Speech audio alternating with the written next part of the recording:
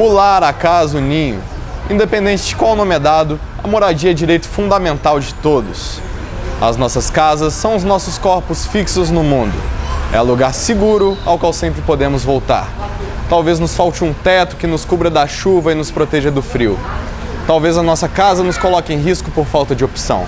Ou talvez a nossa moradia seja estar sempre em movimento. Começa agora o Livre Acesso, a edição especial sobre moradia e habitação.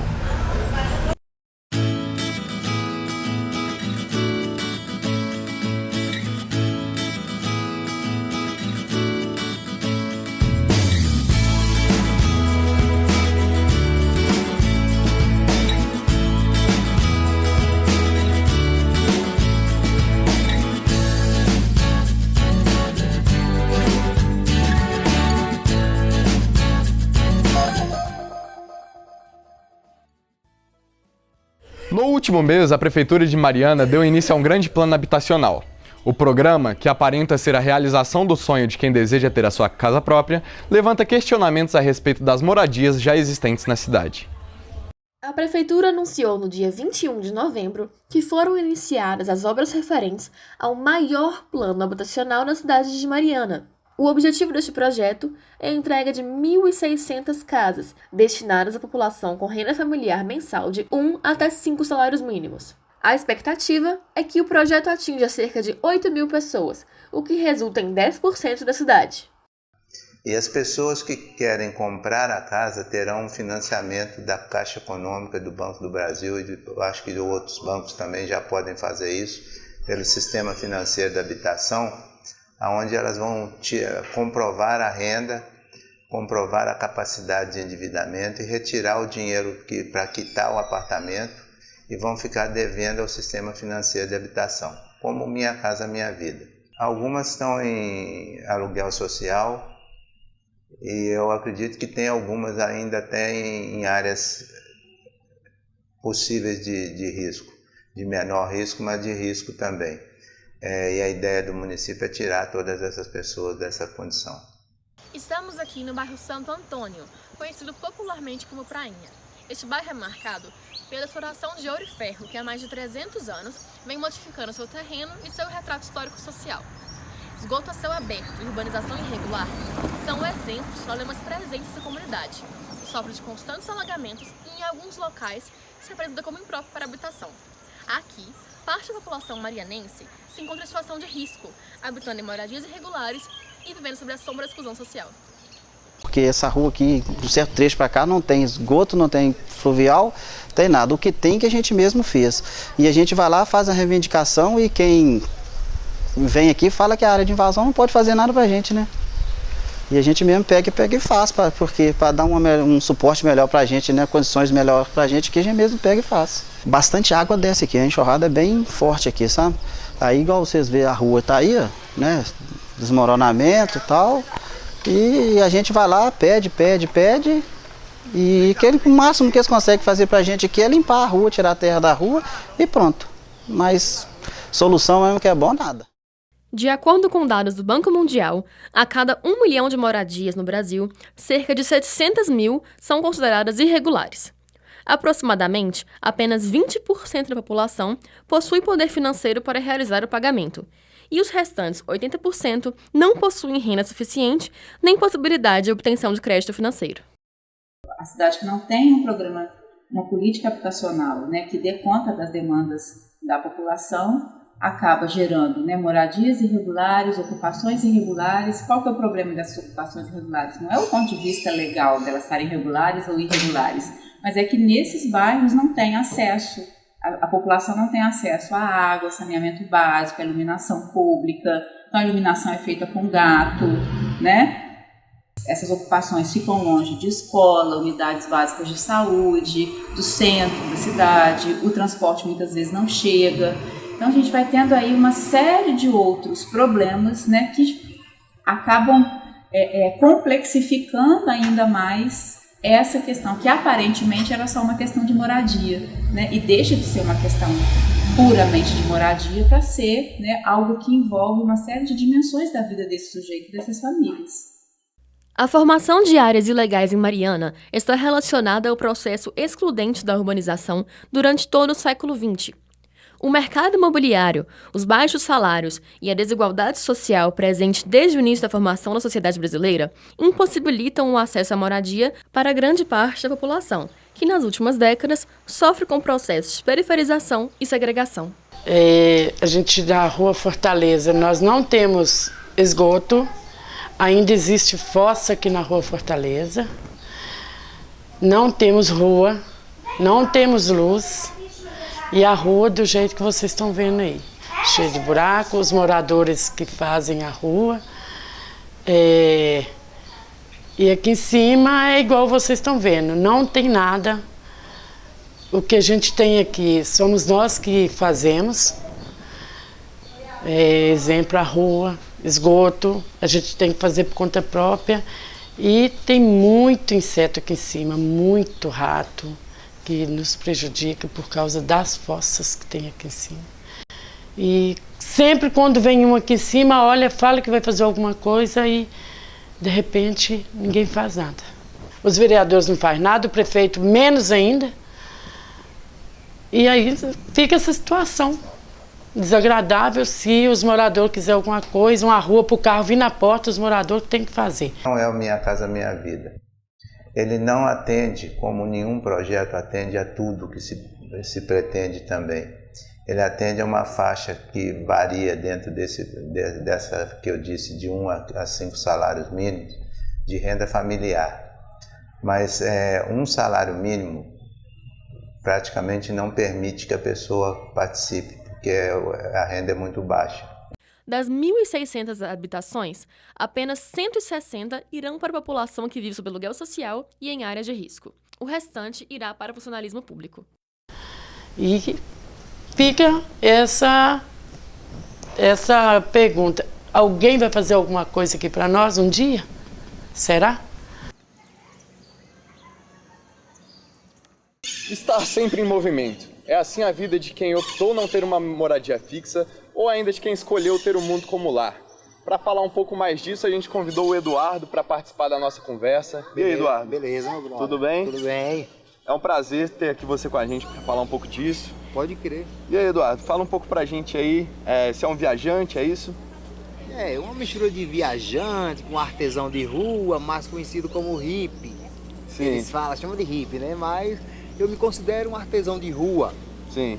Fica viajando através de sua arte. E aí vai viajando e Sim. vai em casa de vez em quando, né? Uhum. Mas depois de 2 meses em casa já quer cair fora de novo. E você é de onde? Bahia. Da Bahia. É praia. E aí, desde quando que você resolveu, assim, você sair pelo mundão mesmo?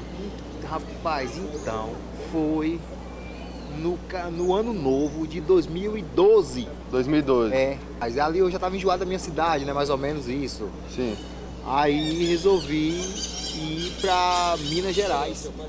Arrumar meu pensamento era ir para lá, arrumar um ajudante, um trabalho de ajudante de pedreiro, esse negócio.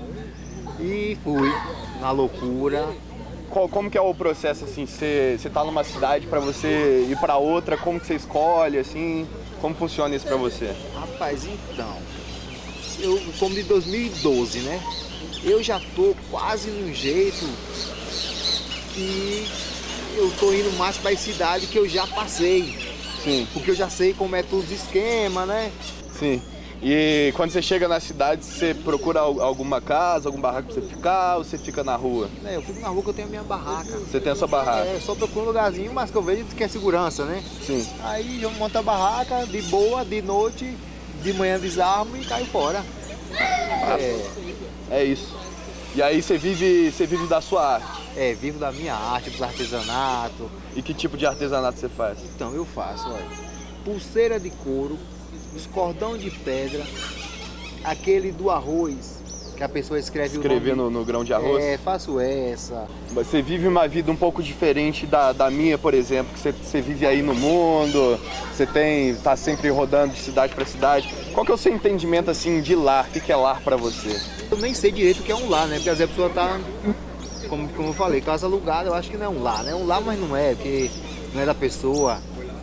Eu acho que quando a pessoa tem sua casa própria, né, que cria raiz ali, o seu lar, né? Pode ser. Eu tenho lar improvisado, né? Como no caso, meu lar tá sendo ali no terminal turístico. Sim. Monto lá de boa, ninguém, nada, tudo tranquilinho. Acordo de manhã, desarma a barraca, caiu fora. Lá, né, velho? Com certeza. Poxa. A gente conversou aqui com o Eduardo, mais uma vez, Eduardo. Muito obrigado. Que boa. Você já ouviu falar em moradias estudantis? Este é o lar para mais de 1.300 estudantes da Universidade Federal de Ouro Preto. No entanto, o burocrático processo de avaliação das vagas não colabora para a permanência dos recém-chegados. O programa Moradia Estudantil da UFOP é uma realidade vivida por milhares de alunos da graduação e pós-graduação. Para os campos localizados em Mariana, a universidade oferece duas opções a quem pretende se estabelecer na cidade e não possui renda para manter uma moradia particular. Então, em Mariana, a gente tem o conjunto 1, né, mais conhecido como Moitas, e o conjunto 2. Todos os dois conjuntos, né, eles são regidos pela resolução CUNE 1775, e aí a gente tem um processo de seleção que ocorre todo início de período. O conjunto 2 das moradias estudantis foi construído entre 2011 e 2015 com o intuito de ampliar o suporte aos alunos da UFOP, como é o caso de Matheus, que inicialmente residia em moradia particular e pôde aguardar até que o resultado do edital fosse divulgado. Esse período de 60 dias, que é o período da avaliação socioeconômica realizada pela praxe, eu tive condições de esperar esses 60 dias. Apesar de ser um período muito extenso, eu me organizei financeiramente e tive condições de esperar. Mas eu tenho uma opinião crítica sobre esse período extenso, porque existem muitos alunos com uma vulnerabilidade social tão alta, mas tão alta, que eles não têm essa condição de esperar. Aí como é que fica a situação durante esses 60 dias que eles esperam? Como eles vão viver aqui em Mariana? Para estudantes recém-chegados, não há um tipo de suporte imediato da universidade. Porém, os moradores do Conjunto 1 realizam o acolhimento desses alunos vulneráveis socioeconomicamente até que o mesmo seja aceito pelo processo. Então, eu cheguei nas Moitas, né, aqui na República Sé em 2017 e eu vim então acolhido. A gente tem que passar, né, pelo critério socioeconômico, então os nossos documentos são avaliados e tudo mais, para poder confirmar mesmo se a gente é do socioeconômico ou não. Apesar de saber da existência do acolhimento, a UFOP não o reconhece legitimamente, por não se tratar de uma ação prevista pela CUNE 1775, Regimento das Moradias Estudantis da Universidade. O estudante acolhido tem como incerta sua permanência. A burocracia, né, de analisar esses documentos, então são muitas pessoas que entram no período. Isso leva, no meu período, chegou a levar cerca de 2 meses mais ou menos. Eu não sei como é que está hoje, não sei se é 1 mês, 2 meses, mas na minha época foi 2 meses. E assim, se eu tivesse que esperar essa aprovação, né, para poder vir para as moradias, eu não conseguiria me manter aqui em Mariana, né, durante esses 2 meses. Então, nesse sentido, o acolhimento foi fundamental para mim, para minha permanência aqui. Segundo a assistente social do Núcleo de Assuntos Comunitários e Estudantis, algumas ações têm sido pensadas para tornar o processo mais rápido e, no futuro, tornar o acolhimento legítimo.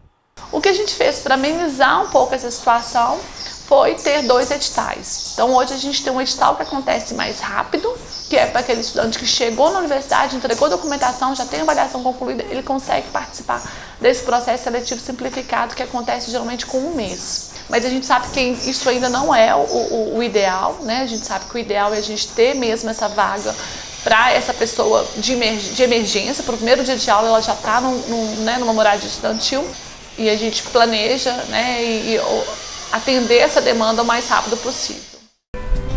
A casa é um quadro em branco, estrutura pronta para receber os nossos afetos. O lar não. O lar não é apenas um teto que nos protege do sol e da chuva. O lar é o nosso lugarzinho no mundo onde construímos sentidos. Francisco Elombre já dizia que o lar não é onde a gente nasceu ou cresceu, mas onde as cinzas enterrar. E é com essa canção que a gente encerra mais uma edição do Livre Acesso. Até a próxima! O meu lar encontrei nas pessoas que amei. O meu lar encontrei nas pessoas que amei. O meu lar encontrei nas pessoas que amei. O meu lar encontrei nas pessoas que amei.